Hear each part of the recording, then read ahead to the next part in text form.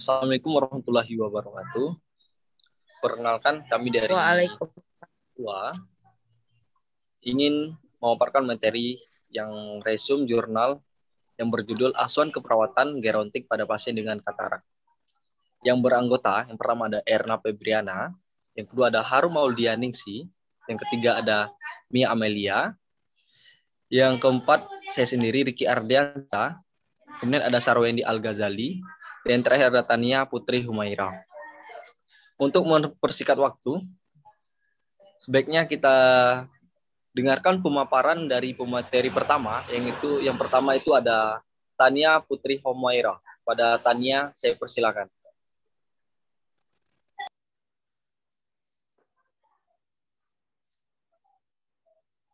Baiklah, terima kasih kepada moderator. Langsung saja saya paparkan. Yang pertama, jurnal pertama itu judul jurnal Epidemiology Study of Age-Related Cataracts Among an Elderly Chinese Population in Xinbai, Taiwan. Penulis jurnal Su Ying-Chai, BS, 1 Wen Ming-Shu, MD, 2 Ching Yu, Cheng, MD, MPH, 2 John Hon Liu, MD, 2 Pesus Chow, DRPH 1. Nama jurnal American Academy of Ophthalmology. Jurnal volume 110 nomor 6 tahun jurnal 2003, link jurnal https://doi.org strip 10.1016 garing S0161 6420 03002434. Next.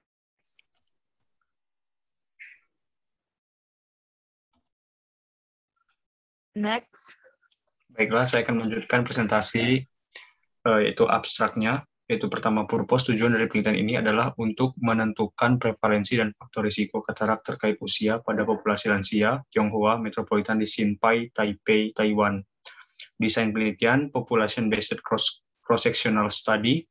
Kemudian partisipan sebanyak 2.045 subjek berusia minimal 65 tahun diundang untuk berpartisipasi dan 1.361 atau 66,6% berpartisipasi dalam survei. Metode penelitian pemeriksaan mata termasuk penilaian opasitas lensa dilakukan oleh dokter mata menggunakan lensa opacity classification system 3 atau LOCS 3. Questionnaire terstruktur digunakan untuk pengumpulan data. Pewawancara juga mengumpulkan informasi tentang tekanan darah subjek, gaya hidup, merokok dan asupan alkohol, riwayat kesehatan, dan lingkar pinggang dan pinggul. Main outcome measure subjek didefinisikan memiliki katarak terkait usia jika ada jenis kekeruhan lensa dengan nilai LOCS 3 lebih dari 2 pada satu atau kedua mata. Ketika kedua mata seorang memiliki katarak terkait usia, mata yang lebih terpengaruh digunakan untuk analisis. Selanjutnya akan dilanjutkan oleh Saudari Harum.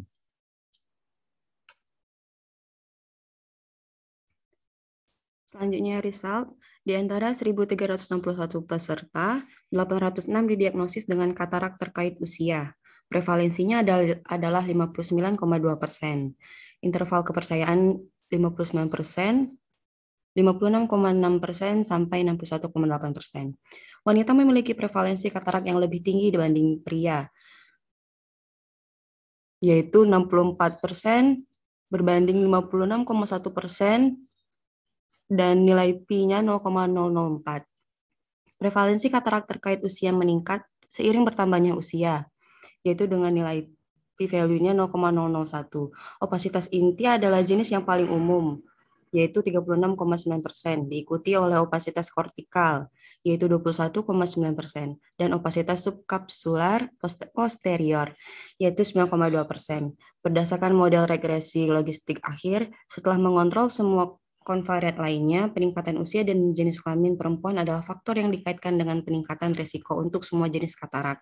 Selain usia dan jenis kelamin, faktor risiko paling signifikan untuk katarak nuklear adalah merokok, Saat ini, prediktor signifikan untuk katarak kortikal adalah tekanan darah sistolik yang lebih tinggi, riwayat merokok di masa lalu, dan riwayat diabetes. Prediktor signifikan untuk katarak subkapsular posterior adalah tekanan darah sistolik yang lebih tinggi. Selanjutnya, conclusions. Meningkatnya prevalensi katarak terkait usia dengan usia menyoroti kebutuhan untuk mencari layanan medis yang tepat dan untuk intervensi pencegahan. Orang lanjut usia sering mengabaikan pentingnya mencari layanan penglihatan dan perawatan untuk mencegah kebutaan atau gangguan penglihatan. Temuan ini menunjukkan bahwa orang tua perlu dididik mengenai pentingnya perawatan mata oleh dokter dan otoritas kebersihan di Taiwan. Selanjutnya,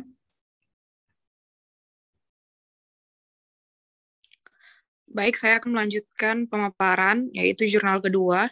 Judul jurnal adalah Hubungan Katarak dengan Tingkat Kemandirian Lansia di Balai Pelayanan dan Penyantunan Lanjut Usia BPPLU. Penulis jurnal adalah Ida Rahmawati, Dian Dwiana, Effendi, Reko, dan nama jurnal adalah Jurnal Nurse Lentera. Untuk volumenya adalah volume 8 nomor 1 dan tahun 2020. Alamat link jurnal sudah terlampir. Next. Untuk abstraknya itu adalah katarak senilis pada lansia berisiko menyebabkan gangguan penglihatan. Akibat yang paling signifikan dari katarak adalah kebutaan dan penurunan penglihatan. Tingkat kebutaan di dunia masih tinggi. Penurunan penglihatan dan kebutaan akan berdampak pada kemandirian yang dilakukan lansia.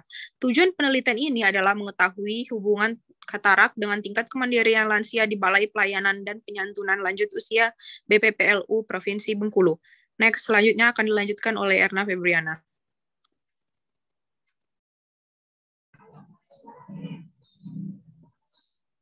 Baiklah, terima kasih kepada Mia. Saya akan melanjutkan presentasi.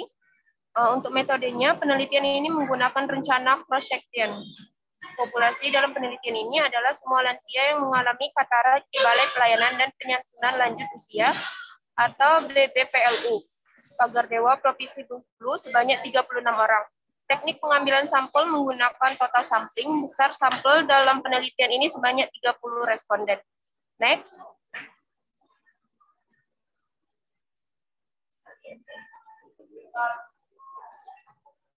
Hasil pada penelitian ini didapatkan yang pertama dari 36 responden terdapat 15 orang lansia atau 41,7% yang mengalami katarak matur dan 21 orang lansia atau 58,3% yang mengalami katarak imanatur.